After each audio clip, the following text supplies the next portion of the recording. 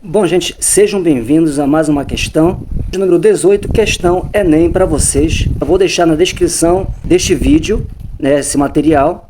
Então vamos lá. Questão hidrostática. A Torre Eiffel, com seus 324 metros de altura, feita com as treliças de ferro, pesava 7.300 toneladas. Então esses dois dados já é importante. A altura dessa torre é de 324 metros e de tonelada é 7.300, né? Lembrando que você tem que converter, tá? Tem que colocar os 3 zerinhos para passar para quilogramas. Quando terminou de ser construída, em 1889, o arquiteto resolveu construir um protótipo dessa torre em escala de 1 por 100. Então repare que o protótipo ele é 1 por 100, o que quer dizer? Que ele é 100 vezes menor, usando os mesmos materiais, então é a mesma densidade. Cada dimensão linear em escala de 1 por 100 do monumento real. Então, o protótipo ele foi, né, milimetricamente construído, perfeitamente construído, 100 vezes menor. Considere a torre real, tenha a massa da torre e exerça na fundação sobre a qual foi erguida uma pressão sobre a torre. O modelo construído de arquiteto terá massa modelo de uma pressão de modelo, que é do modelo, né, do protótipo. Para vocês, a Torre Eiffel. Como a pressão exercida pela torre se compara com a pressão exercida pelo protótipo, ou seja, qual é a razão? Primeiro ele faz uma pergunta, ele quer a comparação das duas, e ele ainda diz assim, ele quer a razão, ele ainda diz ainda para você o que é razão, que geralmente questão de matemática ele não diz isso, o que é razão. Razão é a pressão da torre pela pressão modelo, que é a pressão do protótipo. Bom, qual é a chave dessa questão bem aqui? A chave dessa questão é a altura, que é 100 vezes menor.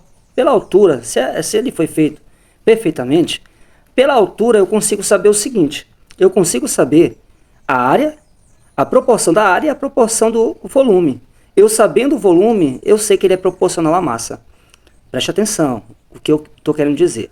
Se a altura é 100 vezes menor, a área vai ser 100 vezes menor, elevado ao quadrado, porque a área tem duas dimensões. E o volume é 100 vezes menor, elevado ao cubo. E o volume é proporcional à massa. O que quer dizer? Se o volume é 100 vezes menor, ou seja, é 1 sobre 100 elevado ao cubo, a massa também vai ser 1 sobre 100 elevado ao cubo menor. Se o volume é 100 vezes menor elevado ao cubo, a massa também vai ser 100 vezes menor elevado ao cubo. É basicamente isso que você tem que saber.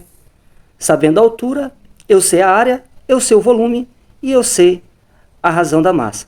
Achando todos esses elementos, eu consigo achar a razão das pressões. Lembrando que pressão é força sobre a área. Então vamos para os cálculos para você entender perfeitamente o que eu estou dizendo a você. Vamos lá, achar a pressão, a razão entre a pressão da torre e a pressão modelo, né? Será que ela é, só por aqui, será que essa razão da torre para a pressão modelo, será que a razão vai ser nada?